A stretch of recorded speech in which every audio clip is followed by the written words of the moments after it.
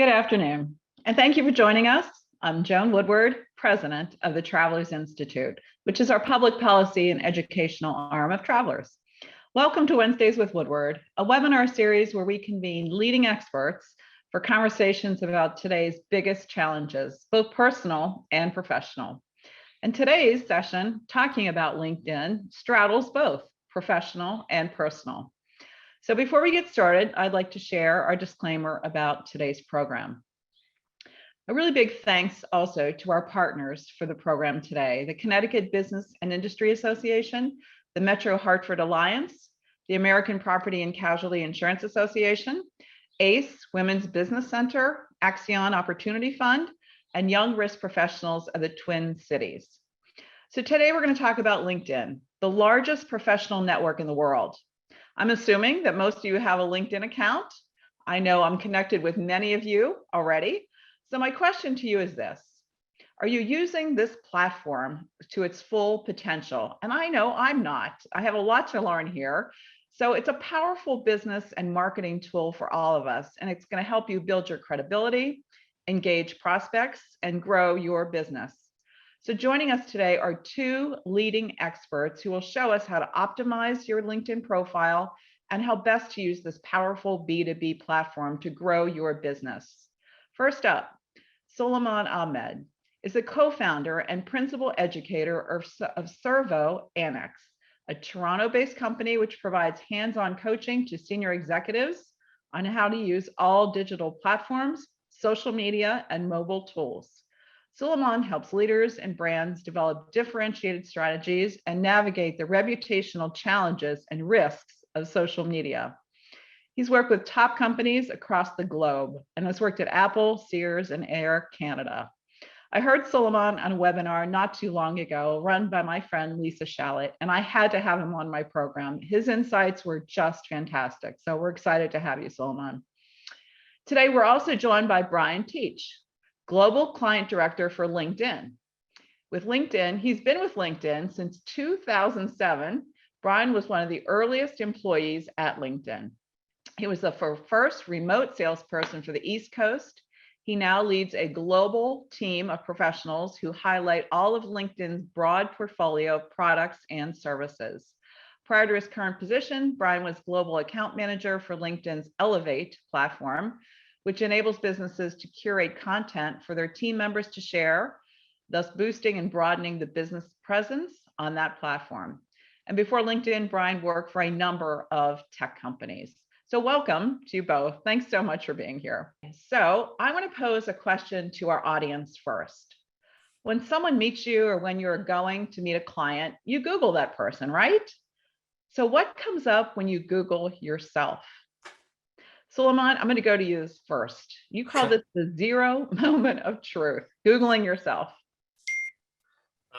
So thanks for having me today on the show, Joan. I think the first question I'd ask is that zero moment of truth is when we look up a babysitter or a client or a hire or a kid soccer coach. What do? We typically go to Google and look them up. So the zero moment of truth isn't when someone comes to one of your advisors, when one of your broker's offices. The zero moment of truth, it used to be that they'd come to their office. Let's say they have an office in Indianapolis. Now what they're going to do is go to Google first and look them up. So the question that zero moment of truth I'd ask everyone today is Google yourself from the perspective that a client's looking you up. What shows up? Great. And are there ways you can help your Google profile? Search engine optimization on your own person, is that possible, or you have really no control over what is out there?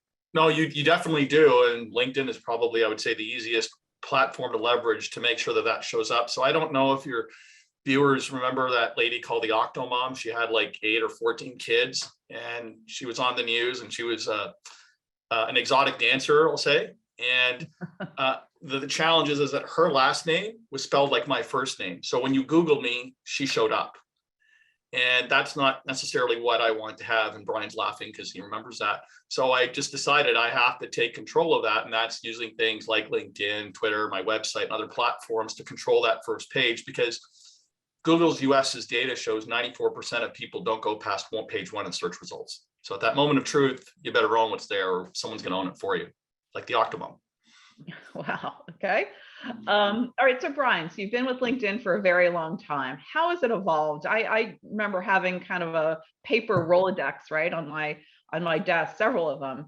And now you have this massive B2B platform. Tell us about that evolution. I would definitely say the paper-based Rolodex in the early days of LinkedIn is a very good comparison. I think that's really what it was. And what the key drivers are, dovetailing into Google, is as Google is to information search, LinkedIn is to people search, right? And so you can really find the world's professionals on LinkedIn, right? The power to access almost 800 million people almost instantaneously has never been possible before. And an index of people, companies, and the content they engage is really where LinkedIn is today. But you have to have a plan to, kind of get through all the clutter, right? Because there is a lot of information, a lot of data, a lot of red herrings. And so you have to have a game plan, like everything else, to be successful in this world. Okay. So now we are going to ask the audience some questions. And the reason we're doing this is we want to tailor this conversation to you and what you might want to get out of this conversation with our experts. So we want to find out about you, our audience. So the first polling question we have is, how active are you on LinkedIn? So only you can only answer this one way. I post original content weekly or more often. I like or comment on people's posts a few times a week. I post monthly. I have an account, but I am not active. I do not have a LinkedIn account. So just one answer, please, so we can get a sense of how active our viewers are on this platform. Give it a second here. Okay, so it looks like about 43% of our audience post weekly or likes or comments on other people's posts weekly. And then we have probably an evenly split amount of 50% of the people say they have an account, but they don't know what to do with it, or they don't have an account, or they post monthly, which probably is not an effective cadence there. So, okay, so 50-50. We have some experienced users, and then we have some people that really could use our help. All right, next question. Give it a second. How many connections do you have on LinkedIn? 200 or less? 200 to 500? More than 500? And I know LinkedIn says you could see up to the actual number of 500. Then once it gets past, it just says 500 plus. So let's get a sense of our audience here. And Joan, that was purposely done by Reid Hoffman because he didn't want it to be a popularity contest of how many numbers can I accumulate, right? It's about the quality of the network, not the quantity of the network. Okay. So again, looks like of a third, 40% of 200 or less. Okay. And then a third in the middle, another third more than 500. Okay. So very mixed audience, which is great because we're going to talk about things that all of us can benefit from. Last question for the audience. And I want to hear more about Reid Hoffman and how he designed LinkedIn in a second there, Brian. Okay. So you can choose as many as you want here. What do you use LinkedIn for? Networking, industry news, job seeking, recruiting, professional brand building, social selling, which is a very sophisticated way to use LinkedIn, or finding clients and growing your business. So let's take a look at that and those results. Okay, so it looks like networking, industry news, job seeking, kind of all over the map. Not a lot of people are using it for social selling, which is fine. Finding clients, a lot of people want to hear more about being able to find clients, etc. So we have a variety of levels here. And I want to mention at this point that we actually did kind of a little cheat sheet for my audience. And it's going to be thrown in the chat right now. I have 2 downloadable tip sheets that you can access right now during our session. One is for my agent and broker community friends. So that's a specific one just for agent and brokers. And the other tip sheet is for everyone else who's a business professional. So I want to start out with the basics here. And we're going to go to Brian first. So let's talk about the basics of LinkedIn. There are 4 elements, right?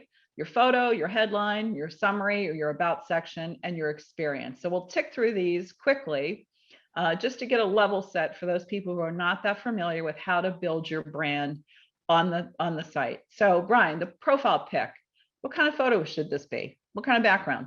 It should be a professional photograph, either a plain background or something professionally appropriate for your industry.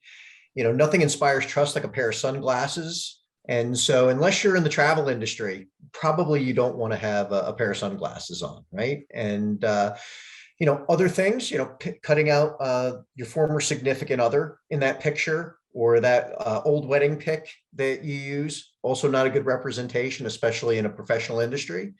So make an investment in having professional headshots taken. I think it's a phenomenal investment for what for the value you'll get in return. If you don't have that in your budget, having someone take a picture of you or numerous ones in front of a plain background is also sufficient. When we get down to the headline, there's different opinions on this. My opinion is that it's very valuable real estate and it should be personalized. It should not be your job title, because I feel that your job title from a discovery perspective is already in your experience. So if someone's going to put in a search for that job title, you're going to come up regardless. And so why use that valuable real estate?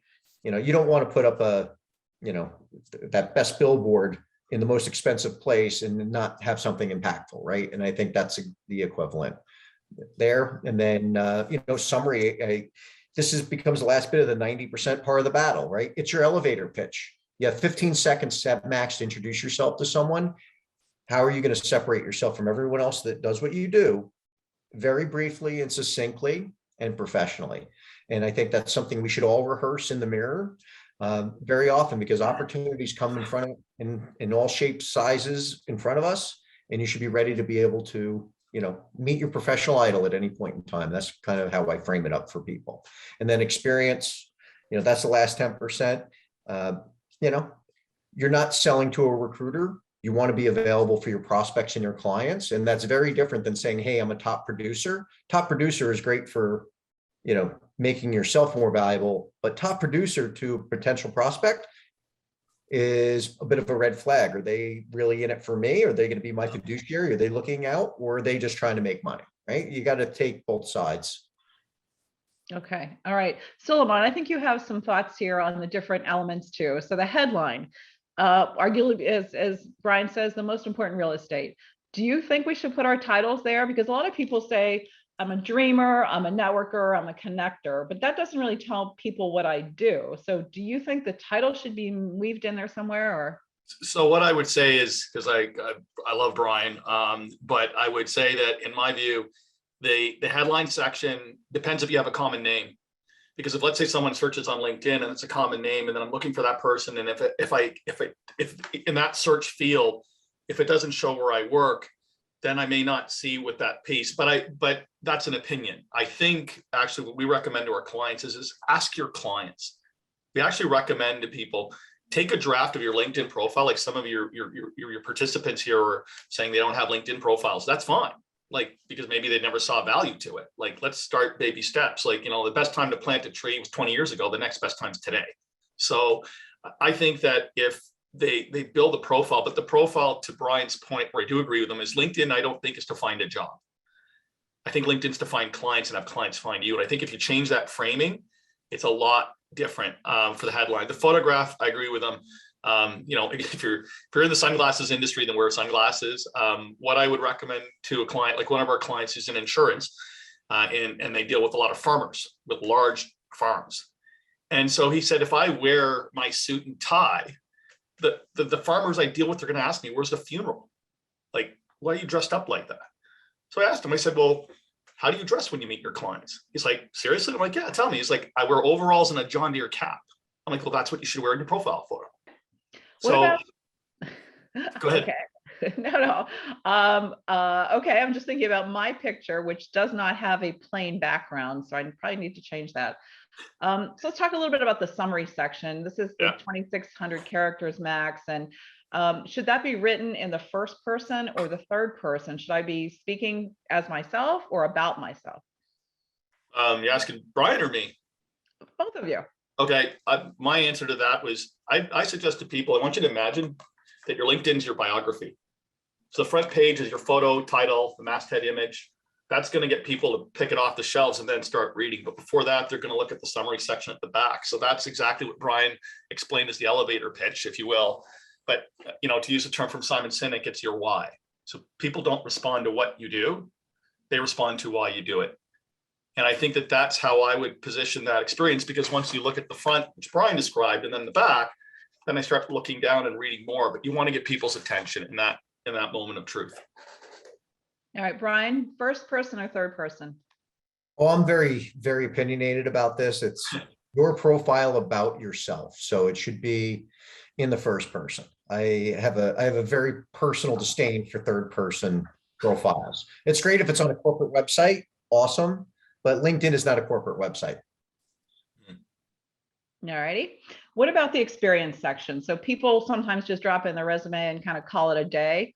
What do you suggest on the experience? Should you kind of wander off in creative language, or should you really just stick to the basics about I did X, Y, and Z? Well, first and foremost, having your client or prospect in mind is important, right? And those are different audiences in which we're writing for, from a resume versus trying to engage, prospects. And so think about the things that you've done that stand out. Like, one of the number one things I'll ask in an interview is, what are the top 3 things you're most proud of in your last role? I want to hear about the story. I want to hear about the problem solving. I want to know the depth of the person, right? I mean, at the end of the day, most of the skills I can train, but I can't teach someone to be passionate. And I can't teach someone to be passionate about client outcomes, right? And so these are some of the subtleties that we can weave into our experiences if we're thinking about the things we're most proud of accomplishing in our roles, which is very different than just, pure duties and or, I was X number of percent, or I was in President's Club. Yeah. And what about using kind of rich media in this section, videos or podcasts you may have done? Is that the right place to put it in the experience section, Salon? I think it is, but I would be judicious, because if you're putting up 12 videos, it's like you're overwhelming people with stuff. Pick 1 or 2 that really stand out. And people will laugh at this. I actually at one point got 3 photos for my LinkedIn profile, and I sent them to clients and asked them, which do you think's the best? And they were all like, that one. And they were all like, this one never used. So I used the one that they told me. And I think that's where I take the direction from. And I'm a little bit different on Brian on this one. On the first and third person, my view is, what does the client think? If your best clients feel that third person's better, then that's what I advise with. Or if they feel first person's better, there's arguments pro and for. My answer is, in the event of unsure or you're not sure, ask the client. They'll tell you. And to Brian's point earlier, everyone should have a really clear view of who their client is. So to his point, if I'm going after clients, they don't care that as an insurance agent, I hit President's Club. That just means you can sell a lot. If you tell me that you've retained 25% of your clients, or rather, 90% of your clients over 20 years, now you have my attention. Got it. Good. Completely different way of positioning it. Yeah, no, that's good. It's about measuring success for the client, not just your own personal success in your career, you're saying, right? It's exactly what Brian said. And that's why I think for the folks that who answered the poll that aren't on LinkedIn, it's okay. I actually think it's better, because they can now build it up in the right way, as opposed to creating something of garbage. And it's like you're building a house and now you got to rip off the floors and down the studs and clean everything. Like, I had a client who and one of the people asked this question, like, what do I do about connections? And we'll get to that. But he just added everybody. And then it took literally days to clean out his network connections, to remove people. So I would be judicious in how I build it out. And for me, I only connect with people I've met, like, and trust. That's my criteria, but everyone's different. And how often should you update your profile, right? Every time you obviously get a new job or something, or if you get a new certificate, or how often should you look at your profile and make sure it's correct? I would go with spring cleaning. Right? I mean, at least once a year, just, is it still relevant, right? I mean, at the end of the day, change is constant for all of us. And those of us that evolve with the constant web of change, stay on top of our game. For those of us that kind of get lost in our ways and we don't want to change, then you get disconnected from the market. And I think the way you brand yourself is no different. Right. And I think especially for folks that are 50 plus, I think it's even more important, right? Because, unfortunately, there's ageism in the marketplace, and you have to be aware of that. And so, having that forward thought of, hey, I'm still consistently out there, I'm still innovating, I'm still making major contributions, becomes even more important. That's really good advice for us 50-plus-year-olds. So, okay, good. Let's talk about the way people get LinkedIn delivered to them, mostly now on our phones, right? Brian, you've been at LinkedIn a long time. Originally it was just on the laptop or the computer, but most people are scanning LinkedIn on phones these days, correct? And how do we best capture what we want the audience to see when it's on this little device? Well, always use yourself and how you consume content and how you react to things, right? The audience that you want to make an impact on are no different than you. Yeah. They have the same meter that says, this is quality or not quality instantaneously, right? Because we're all subjected to what, hundreds, if not thousands of like subliminal marketing messages all day long, right? Think about what would you find valuable, and make sure you use that same measurement against the content you're putting out there, or engaging or resharing. I think that's a really good barometer for conveying, or conducting yourself on LinkedIn. I think that to me is the number one factor. What I've always been amazed at is that, leading organizations here throughout the US, look at the Fortune 100, some of their marketing departments and the way they go about engaging their prospects, they would never fall for themselves, right? It's like, how you can't leave your intellect at the doorstep. And especially for us, in the industry, that Traveler supports, the people you're engaging are very successful, right? And so you got to almost up the bar to meet that criteria. Yeah, that's a good challenge for all of us on the phone here. So let's talk about building the network. And Suleiman, you went there in terms of how you think about building your network, but let's go back to the basics. What's the difference between following someone and actually connecting with someone?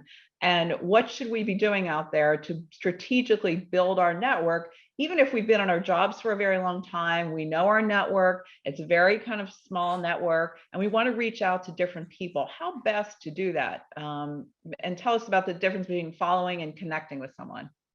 Okay, so a couple of questions. First one I would say is, for me, I think if let's say people watching today don't have a profile, so the question is, who do I start with? The way I answered the question, I said, I want you to think about the people who come to your wedding and your funeral. Connect with them first. These are people that love you, that trust you, that care for you, that'll show up for you. Start with that. It doesn't always have to be the person exactly in your industry, because if we look at it from a digital networking perspective, you don't know who that person knows. Right. Okay. I'll give an example. I'm going to embarrass them, but whatever, I don't care.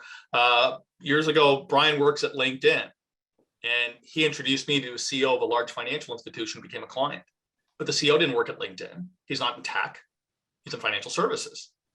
So you don't know who's connected to whom. And I think that's the way that I look at it. In terms of following and connecting, you can follow certain people that you feel that are, quote, for lack of a better term, influencers or thought leaders. The difference with connection is if you connect to someone they accept, you will see their connections unless they're hidden, and they can see yours.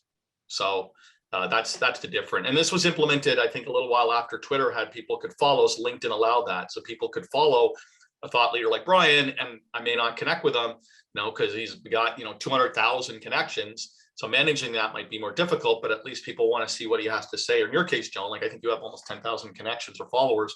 So people can follow you as a leader, at Travelers, and what you're sharing and what you're posting and that kind of thing. Okay. Brian, talk to us about groups. And should we be joining different groups in our industry, outside of our industry? How many people do you follow personally? I mean, is it great to follow a whole number of CEOs, or when I look at someone's profile, it's just interesting to see who they're following. But what about joining groups? Well, so just a couple of quick pieces on the network. You can only connect to 30,000 people. And so once that kind of became a thing, then LinkedIn added the follower. And so, as Suleiman has a benchmark of, hey, if I don't know you, I'm not going to connect with you. But if you still are interested in Solomon's content, you can at least follow him, right? And I think it's more designed for the public figures or large followers. Groups is another amazing discovery area, right? But like everything, there are some amazing groups that are super well run by volunteers and are passionate about the content that they're contributing there and the engagement and curating the community. And there's a lot of dead end groups, right? They're just people joined and never came back. And I think the challenge is a lot of people don't realize the amount of effort that goes into creating an amazing experience online. It is not trivial to make a compelling and impactful online experience over time, right? Even the amount of effort gone into creating this webcast, right, for the benefit of everyone consistently over a period of time takes a lot of planning, a lot of resources, and the same thing would happen for a group. So what I suggest is opt into some of the groups that are aligned with your interests, both professionally and personally. See if they're, delivering value. And if they are, great, stick around, contribute, add on. If not, leave them. And that's the same for your connections. You can weed the garden with that same spring cleaning of your profile. Go out and remove those connections that you wish you didn't have. No message gets sent to that member, and pull those dandelions out of your garden before they eat your string beans. Yeah, actually, that's really good advice. I'm just going to throw in an anecdote. I wasn't going to say this, but we created a group at Travelers called She Travels. And it's about 3 or 4 years ago, our CEO looked around and, obviously there's not a lot of women in the insurance industry. And we stood up this LinkedIn group called She Travels. And he said to us one thing, he said, if we're going to do it, we have to be compelling. We have to make it a destination place for our female and male counterparts to want to go to get good, rich content about diversity, inclusion, and how to help each other in this industry. So we stood it up. It was bumpy in the first couple. We didn't have many followers, and now we have an amazing number of followers, and the content is very rich, and we're very proud of that. She Travels. So check that out, folks. If men and women, we want that group to really flourish, and we're very proud of that. Okay, that's awesome to get that C-level support, because what I'll tell you is most executives early on heard social media free value. Yeah, and they figured there was no resources associated with the project. And what I would say is there should be an assumption for the investment of the technology, even though it's zero. You'd have to have an implied value of $1 million, $2 million, and then the associated formula for the resources to staff out the implementation as a best practice. But a lot of executives didn't want to make that connection. So kudos. Yeah, we're thrilled to work on the project. We have so many volunteers to keep that site, valuable and content driven. So, and all of our webinars are replayed there as well. So, okay, so Solomon, I'm going to ask you this question. This is more for lead generation. So we have a lot of people on the phone that want new prospects, lead generation. How do you use that search filter for lead generations? Well, I would say the first thing is, and this happened actually just the call earlier today with a client of ours who's a wealth management advisor. The first thing I'd actually ask people on the call is, are you first off connected to all your clients? It's amazing to me how many are not. And it's not about selling them. It's about taking information and seeing what they're up to and learning about them. And, sometimes there's cues or life moments or things that come up. And now I've noticed, and people maybe have noticed LinkedIn, people are now tending to share a little bit more personal information as opposed to just work. And I think that's also a consequence of COVID, and everyone needs a shot in the arm these days. And I think that's good. I think that's the first step. Is your profile, one, set for your clients? Two, then are you set with the clients? And then three, once you have connected to your clients, then take a look at who they're connected to. And maybe they, there's a way to do this. I won't be able to cover this right now on the call, but there's a way to look at their connections using the filters. So you're not looking for a needle in a haystack, or actually by using filters, you can reduce the amount of hay. And, one of our board members once told me, when we did some work with the client, he said the best time to ask a client for something is when they're happy with you. So when one of our clients was happy, I asked him to write a letter on letterhead to endorse us, and he did. And so I took that philosophy that every time a client's happy, they send me a note, they're thrilled, they've had positive results working with them. That's when I'll ask them, by the way, Brian, I've noticed you're connected to these 8 or 9 people. Is there anyone that you think that you could introduce me to. If not, no worries. No, that's great. That's great advice. So when we look at pipeline, you don't need Sales Navigator for this, even though I recommend Sales Navigator, but I think we got to start with little steps first. And that's what I would say. And then the second piece I think to that is engaging with people. I don't want to be sold to. No one wants to be sold to. I'm not that interesting. Nobody's that interesting to sell. But if you're trying to educate people, I think that's important. That's one of the things. And I've shared this if people want to see it. I wrote this piece actually a few years ago, and I used Brian as an example. This is back in 2014 with Huffington Post, where I said, I think that when I look overall at social media, individuals or companies, 80% of the content they push out, and Brian alluded to this, is about themselves. Me. 20% is about their network. I actually think you need to flip it. I think you need to make 80% about your network and 20% about yourself. And I think that's a better way to get engagement. You're not worried about content. And that, I think, amplifies things for you as well. So when you talk about the 80-20 split, 80% more about other people besides yourself, talk to us about how often you should tag people in your post, or, a lot of people, say, I've been honored to get this award or whatever. Should you tag people often? Should you like, and at what point are we kind of spamming people if we're too engaged with them? Is that an issue?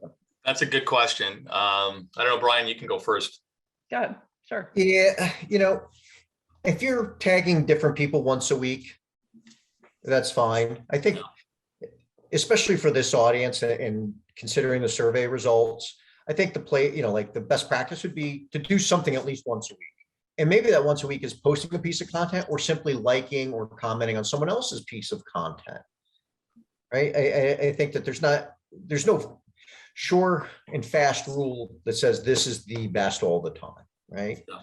But I would not be someone who's always tagging somebody else, because then it becomes not about them or the people you are really still doing it for yourself. Right. Yep. I think having that balance is very important.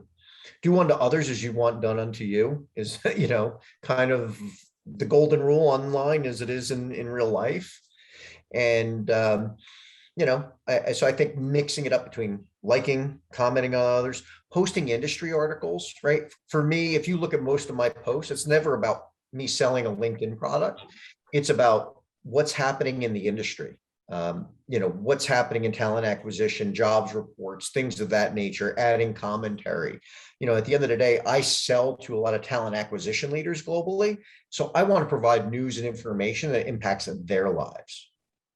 So you're kind of a thought leader. You're not just selling the product, you're a thought leader on the topics that your clients care about, right? And you're posting those kind of, informational, educational content. Yeah, just like the audience here is. Why do people come to you? Because you're an expert to advise people on their needs. And so shouldn't you be posting about some of those things? And, another thing's important, timing, right? There are certain things that this audience knows that, come July and August, you should be doing these things because of, let's say going back to school, something as simple as buying renter's insurance for your kids going to university, right? That most of us would never even think about it, but that's a great outreach to say, hey, I know your kids are going off to school.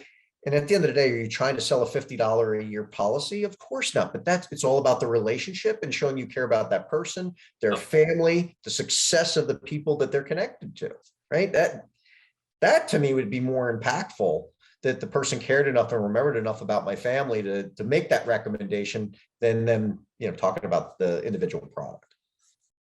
Suleiman, you want to add something there? That's wonderful. That's really a great example.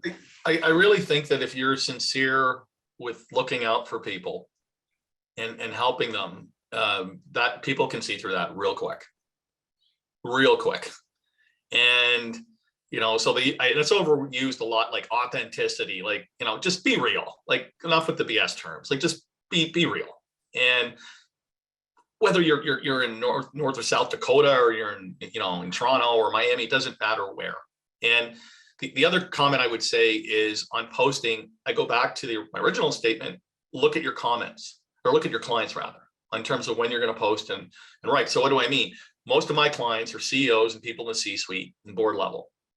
I know from working with them, once 8:30 hits, and I'm sure it's the same with you, Joan, like their day's done. They're in meetings all day.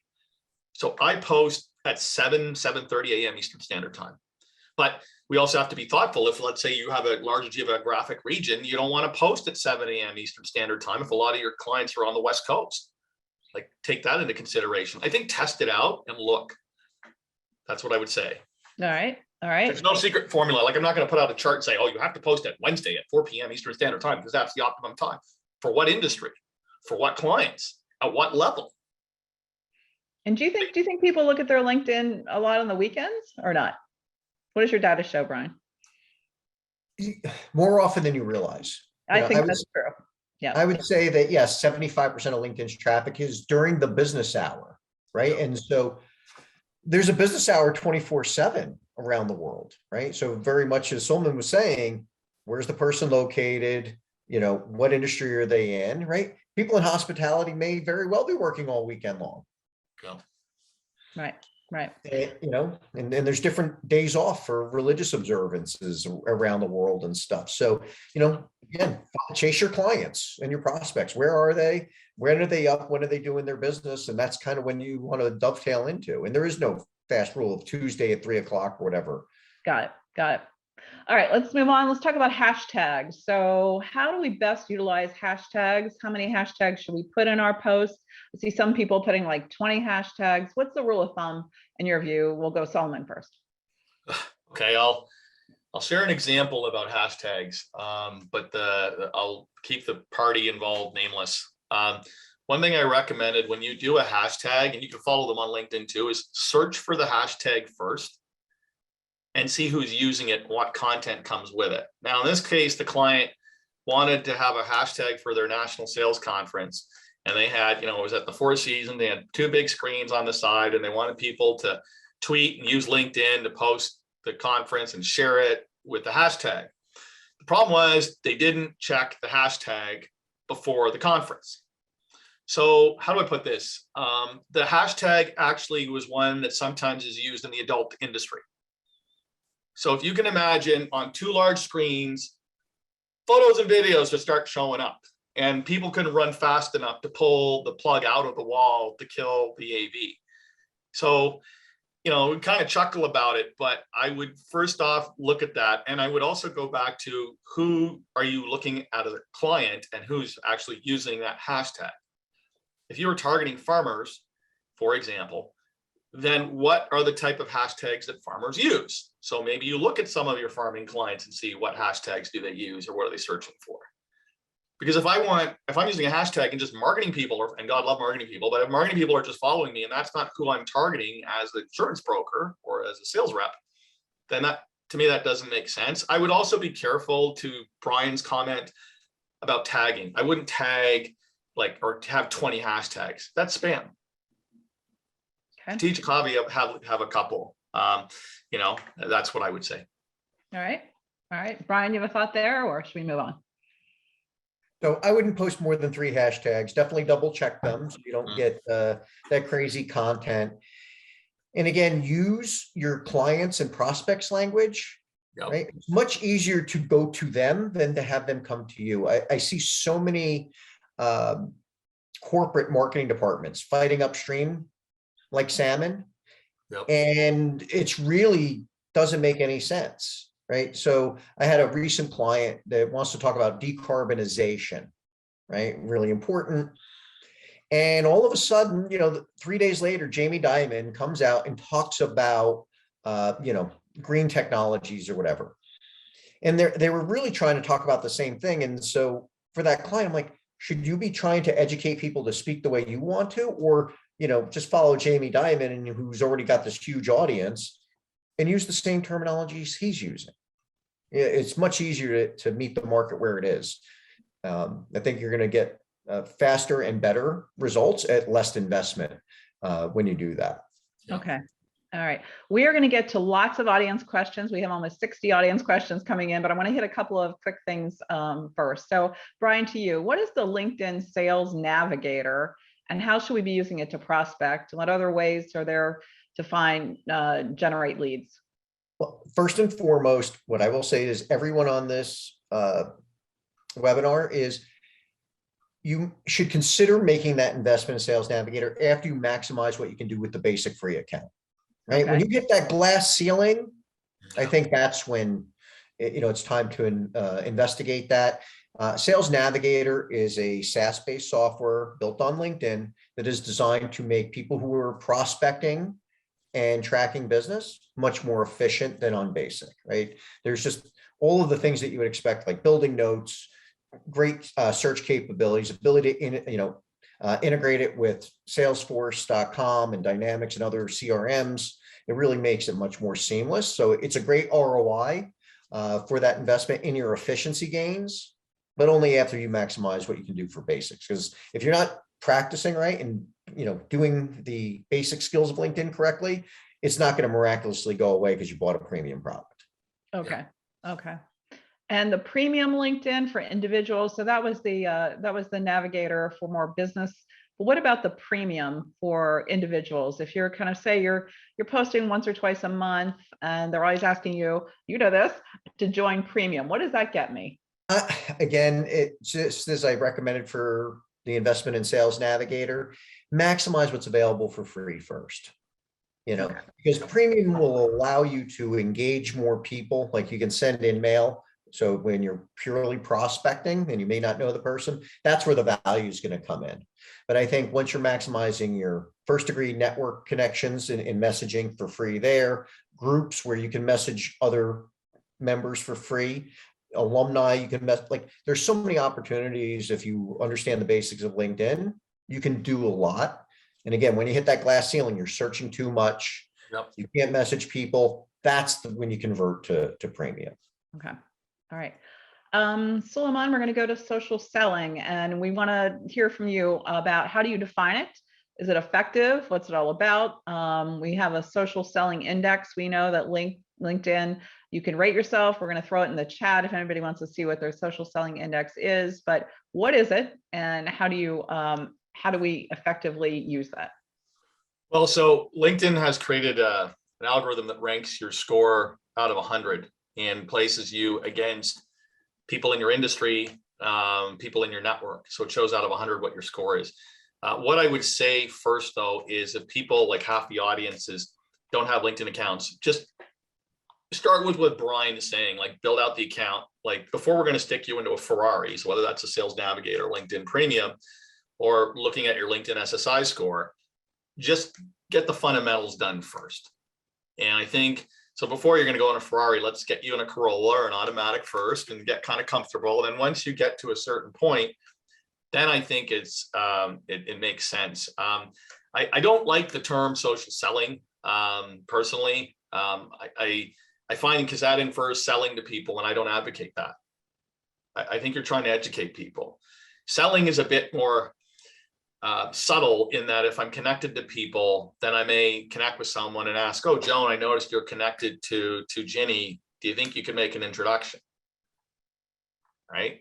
So maybe I'll do that after this call. Now, if the call's a complete disaster, then maybe I won't ask. But you see what I mean? Like there's a timing perspective of when you do things. And I don't think that any kind, and I've built my own business for 10 years. I respect brokers and advisors. It's hard work. You got to build your book yourself. No one's there for you. You got to do it, right? And it's thankless work sometimes, but over time, I think if you think about the clients and for those people that have built up their books over time, how do they get their clients? Did they sell them? I don't think so. I think it was different. So that, not everyone agrees with me. There's tons of people on LinkedIn who have a different perspective, but that's mine. And that's been effective for me. Okay. We're going to go to audience questions because we got a lot of them, and a lot of them are the same, but here's one I thought would be interesting. So how do you establish the company on LinkedIn and not yourself as an individual? This comes to us from Maria Andrews. So she probably has a smaller or mid-sized company. How do you establish that company LinkedIn profile versus her individual profile? What's the difference there? So depending on the structure, right? If you are an employee of a larger organization, you probably should check with the marketing compliance team before you try to do something like that. If you have your own individual company, then you can create a company page for free, and you have to be able to upload a corporate email domain. We're not going to let you create one with a Gmail or Yahoo or Hotmail or whatever. And so that's, and you also have to recognize that, other people in your office would now become affiliated, right? They would select that company page as the employer. Okay. And Solon, do you believe having that company page is put all your content there and build out that robustly? Or say you're the CEO of a smaller insurance agency, should you have more of that on your personal page? How do you think about that? So what I would say is that, in my view, even having worked with some pretty big brands, like Apple, people don't connect with brands. They connect with people. Like if there's a corporate account, I'm not going to be as engaged with it as I would be if, for example, Allison, Antoniak, she posts something on her page because I know her. I don't know who's running that page.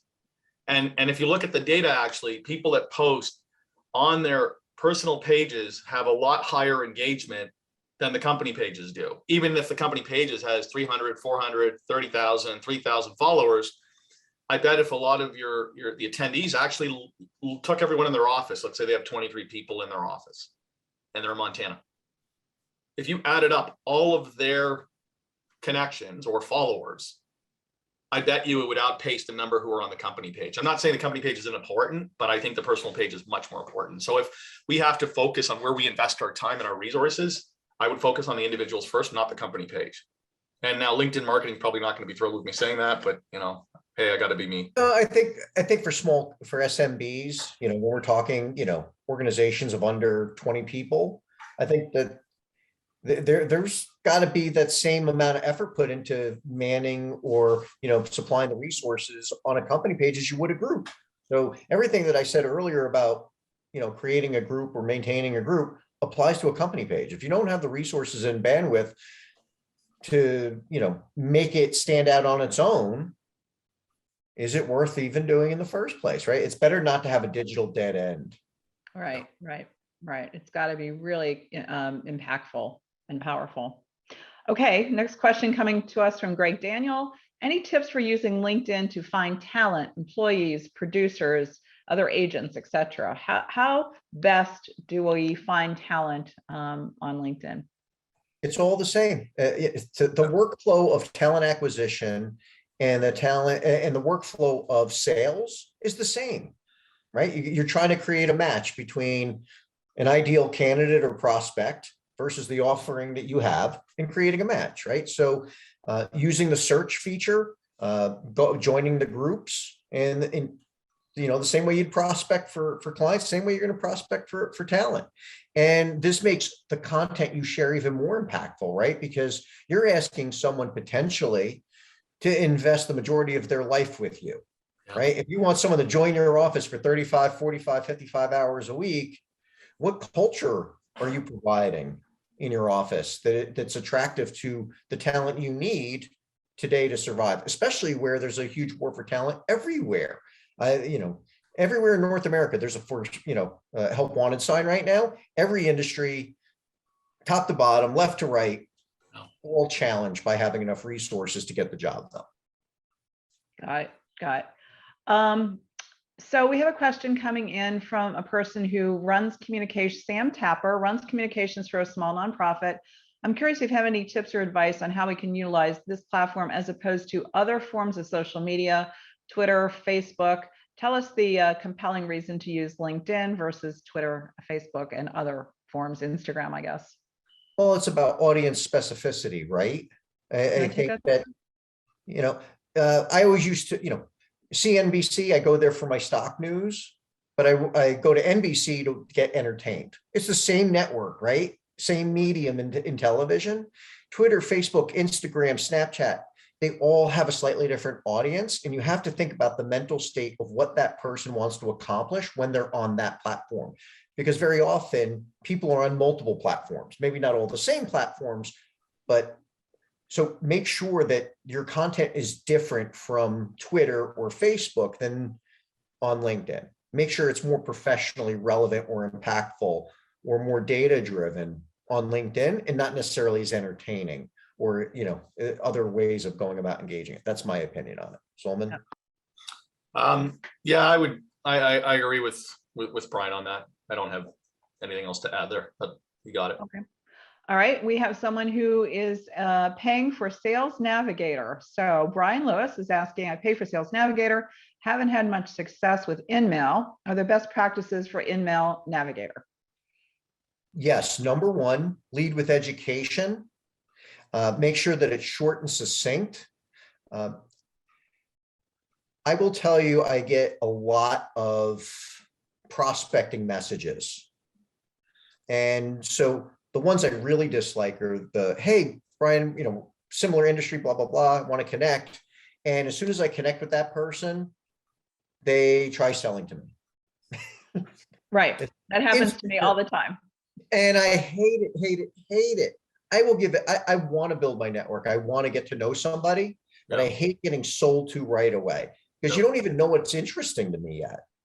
Right. And so if that person, the person wants to send some InMails to me, I would happily look at them and give them some advice on their messaging.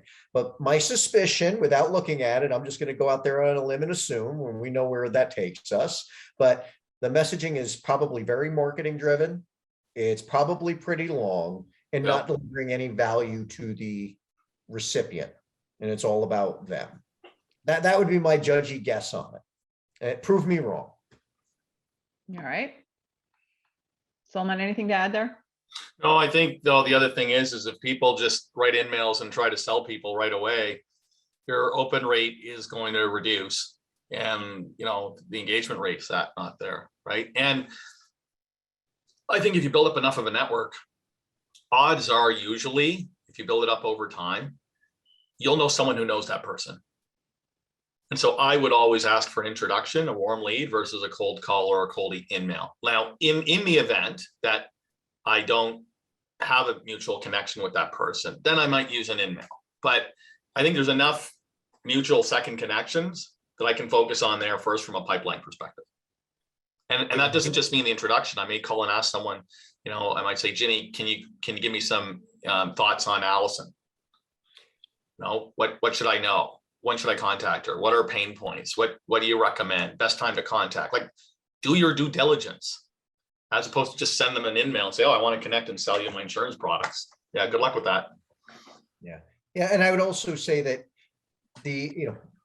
everything Solomon said is I agree with. I'll regret that later, I'm sure. But for me, Sales Navigator automates a lot of the rote activities of, hey, where are people in my network moving and changing? What are they interested in? That's where it makes me a lot more efficient. It lets me know that, Solomon, is in the news, 3 weeks ago, and I can reach out and congratulate him. So I don't miss those types of things. Right. I'm looking for reasons to engage my network or my prospects or my clients that are non-sales engagements. Yep. Exactly. Thought leadership, right? Adding value, right? Okay, another question coming in from Douglas Young. Thoughts on sharing personal information on LinkedIn? Some people feel they need to be authentic and add once every 6 months or something a little more fun and mix it up. Do you like that or not like that? One, always use your own personal comfort level as your guiding light. Yep. Anything that we shared today, if you're not necessarily comfortable with it, honor yourself, right? At the end of the day, it's your profile, so you should do what you feel is comfortable. And I would always keep it professionally relevant. Yes, under the guise of authenticity, there's more personal content on LinkedIn. I get why people do it. I don't necessarily like it myself personally. I think that there's other platforms for that. And I try to keep all the content I share very professionally focused, right? A little bit of separation of church and state for me. But again, that's my personal preference. And, again, is your audience resonating with it, right? I think the amount of engagement, if you're getting a ton of likes and comments and reshares, keep it going. If you keep posting personal info and no one's engaging it or liking it, listen to your network. They don't want to hear about it. Yeah. Okay. Another question coming in. What's your recommendation when we post but get no interactions or no likes? So this is just to what you said. It's obvious. But seriously, I mean, if someone's new to LinkedIn, and I was new, I was not on it 5 years ago, and I didn't know what to post. I didn't know what was going to be interesting. I mean, is it just to kind of you just throw things up and see what sticks? At first, yeah, I think that, but then listen to your network, right? I personally love to geek out on technology. And what I found is over time, I listen to my network. When I do industry news and things of that nature, I get great engagement. When I talk about anything technology wise, I get zero engagement. So one, my network doesn't, I'm not one of the guys they're going to call when, it's, hey, ask a friend when it comes to tech, because I don't have a brand there. Even though I'm a closet geek, I love it. And I actually do have value, but no one believes that. I don't have a brand there. And so I think, don't be a salmon swimming upriver, right? Follow the market and where it's taking you and what people perceive you. What are the top 3 reasons someone calls you for advice? And what are the 3 things people wouldn't call you for advice for? That's a good guiding light. Okay, good. Another question. How can we increase our search visibility and popularity on LinkedIn? So this person wants to be more in the flow. What could they do? So I think that that's a function of the level of engagement with the content that they're putting out.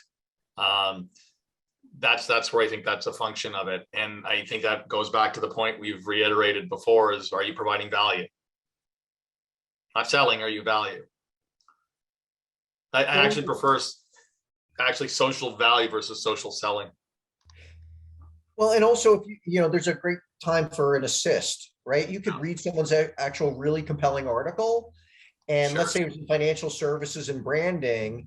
And then all of a sudden I'm tagging Solman. I'm like, hey, Solman, I think your clients may like this. Yep. Right. And so I'm just in the stream of wanting to share good information with whoever my contacts are. And I think it's going to be professionally relevant to someone else. I pull them in. That helps increase your popularity without looking like you're working too hard for it.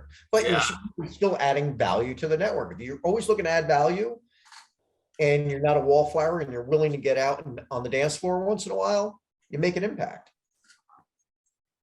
Good. I look at, when you mentioned earlier, last comment I'll make is where people say, I got this award, maybe you want to share something with pride. If I know someone's got an award, I've done this where I'll tell them, I'll share it for you. Let me share it. I'll congratulate you for it. So you don't look as self-promotional maybe or risk that.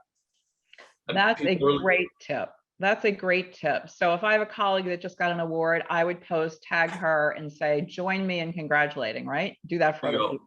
The article that, and I'm going to regret saying this, the article that we shared where I wrote that piece about 80% we, 20% me, I was congratulating Brian on, when he was leaving LinkedIn to go to a tech startup. People are taking him out and celebrating because he's got great relationships, but I didn't see anything. And I thought this guy's helped a lot of people. And it's not because he's one of the first employees at LinkedIn and he's, done well financially. And Brian is not going to like me say this. It's the fact that he's gone to unemployment centers in different places and helped people for free to learn how to use LinkedIn. Wow. He just quietly does that. So I posted that congratulating him. But now the bad news is it was one of my successful posts ever. So now he's telling me, well, you have to post about me all the time. So got the great engagement. So that's what I will post about you, Solomon. Let me know what you receive, and I will post every award and reshare it. Thanks, John. Listen, guys, we have come to the end of our program. The hour just flew past, and there's a lot more questions here, and we're going to try to get back to folks with some answers. But I can't thank you both enough. You care deeply about helping others. And this is what our show is all about today, is trying to help actually my network. So thank you for helping my network on our Wednesdays with Woodward webinar series. And we just appreciate all your ideas. And I'm sure everyone's going to be following you and just really interested in seeing what you post and tag. And these are all great practices for all of us to learn. So thank you again. We're just grateful for your time. You're welcome. Thank you, John. You're welcome. All right. So now we're going to talk about the upcoming sessions we have on April 20th. We're going to talk about the future of fighting insurance crime. We have a terrific ex-government person who is in charge of fighting lots of crime in the federal government. He now runs the National Crime Bureau. May 4th, we're going to talk to U.S. Surgeon General Jerome Adams. He was Surgeon General during President Trump's administration, and talking about the COVID rollout, where he sees things today, where he sees things headed, and thinking about vaccines for the future. That is on May 4th. And then May 11th, we're going to take you behind the scenes of the Travelers Championship, which is a PGA Tour golf event at the end of June in Hartford. So live behind the scenes with our tournament director, Nathan Grube, and Andy Bissett of Travelers. So you can register for any of these programs, travelersinstitute.org. I invite you to connect with me on LinkedIn. If we're not already connected, please do that so we can keep you up to date on all of this. And thank you again to our terrific speakers. We really wish you well, and thank you for sharing your tremendous knowledge with us. So have a terrific day, my friends. Stay safe out there, and we'll see you next week.